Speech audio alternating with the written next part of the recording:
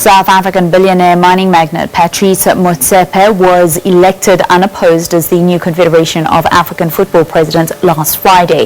He's expected to address the media in South Africa later today. Motsepe replaces Ahmad Ahmad of Madagascar, who was elected 4 years ago but suspended last November on corruption charges. 59-year-old Motsepe becomes the 8th president in the 64-year history of African football's governing body and first from the region. His election was agreed in a deal brokered by FIFA President Gianni Infantino a week before the election, with two of Motsepe's three opponents said to be appointed as CAF vice presidents. SAFA President and lead in Motsepe's presidential campaign for the last 4 months, Dr. Danny Jordaan, joins me now. Firstly, congratulations, a very good morning and welcome to Morning Live. Good morning and thank you very much. Yes, it was a wonderful moment in Rabat in Morocco. A regional president from SAFA wrote that you hatched the plan back in November to have a South African run for the presidency. Can you actually take us back to that initial conversation that you had with Dr. Motsepe? Well, you know, we look at the challenges of African football, and I think it was confirmed at the last Congress that in 2019, CAF had a loss of $6.4 million, and in 2020 that loss increased to $11.4 million.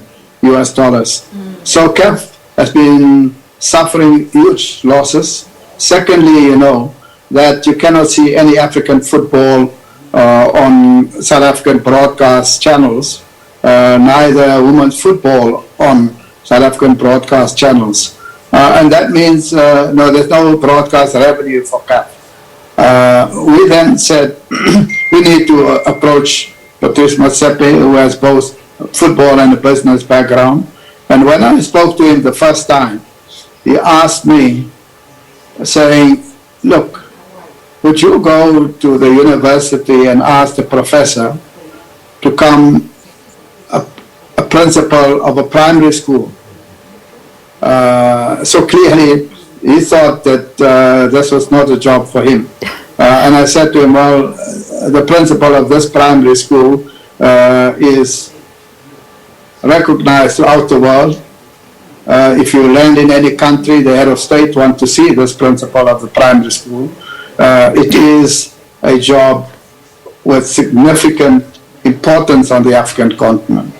And I think when we first traveled since November in the African continent and presidents called him to meet him, he could see the excitement of people. And I must say he worked very, very hard, making sure that he visit and engage every single federation president. And in the end, I think everyone understood, and even FIFA understood, that Patrice Motsepe on his own was a formidable candidate. He had worked hard, and even if they had considered other candidates, he was clearly going to win. And I think the evidence of that, if you look at the results of the vote in the Congress in Rabat, all of those who supported Patrice Motsepe was elected with 40 votes and more, and is now part of his executive. Pinnick from Nigeria is one, for example. He got 43 votes. Aisha got 35 votes. And so we can go on. All of those who supported him was elected in the Congress, and that shows you the level of support that he had, both for himself and also those who was part of the Motsepe team. Dr. Jordaan, that actually leads me quite nicely into my next question. Many people say that following the backing of Gianni Infantino and the deal brokered by the Morocco Protocol, that it's actually not Africans that are deciding their future, but rather the global body, being FIFA, that are actually pulling the strings. What is your comment to those naysayers? Well, I think I've seen that, but the fact of the matter is, if the other candidates had understood that they were going to win the election, there's no way that they were going to concede and opt to become a vice president. I was quite convinced that even if there was no so-called deal, that Patrice Motsepe would have won the election. And that's why I indicate to you that all of the other candidates who was part of his team received between 35 and 40 votes. But there was this urgency to bring unity. Given the fact the major challenges, the best way forward was to unify the leadership on the African continent. And of course, it's to the great credit that all of the others accepted that Motsepe is the leader and they will work together for the benefit of African football. And that's a good thing for African football. Was this change at CAF purely down to finances? You've been involved in football for a very long time. There's always been a rift between different countries, and it's been divided along language lines, which is why Dr. Patrice Motsepe becomes the first CAF president from an Anglophone country. What's happened that has changed the sentiment at CAF? Well, I think it is clear that the interests of African football transcend linguistic division. And those, of course, as a result of the colonial division on the continent, that some of us speak English, others Portuguese, and even Spanish and Arabic and French and so on.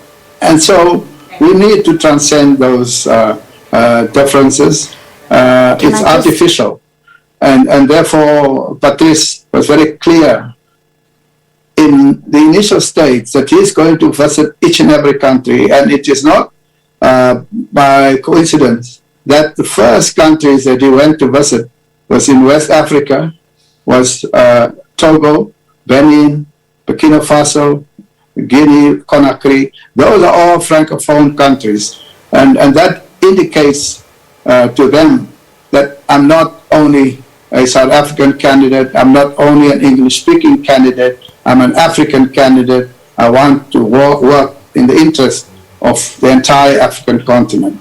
And I think that message resonated with the majority of people on the continent. Dr. Jordaan, you helped to engineer Motsepe to become the CAF president. He also now becomes one of the FIFA vice presidents. How is SAFA going to be assisting him moving forward?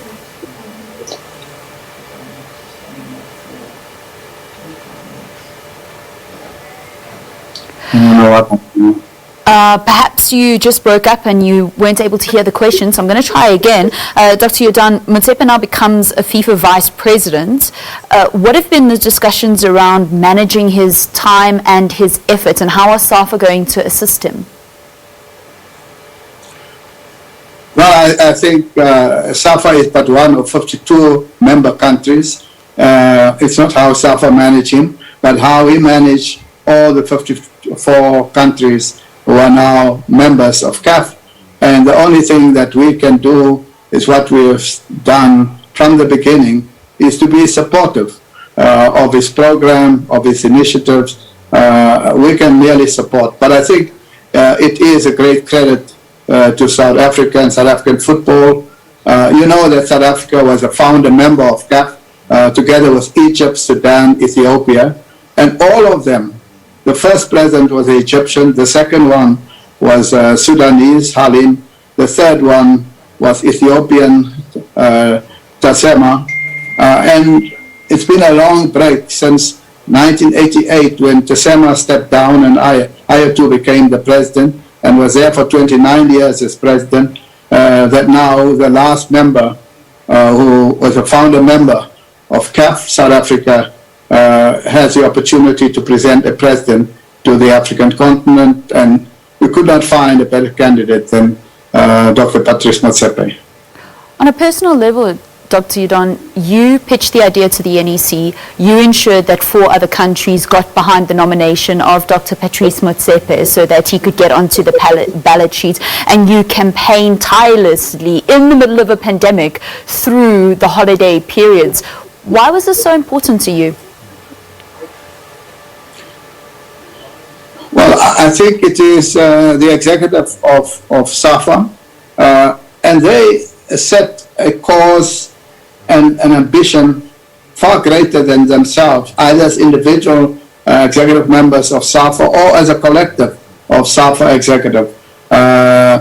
We had been part of bringing the World Cup to South Africa, and this was an opportunity now to bring the African president to South Africa to serve all of Africa. And it is that energizes, that gives focus and gave the direction and vision that all of us want to celebrate. We celebrated the World Cup coming to our country as the first African World Cup, and now we want to celebrate the first African president from our country. And that is the mission and the energy that it unleashed to deliver a candidate from our country. All right, well, Dr. Danny Jordaan, President of SAFA, thank you for chatting to us. Unfortunately, that's all we've got time for. Congratulations on delivering CAF President, Dr. Patrice Motsepe, and this comes just over 10 years after South Africa hosted the first FIFA World Cup here on the African continent.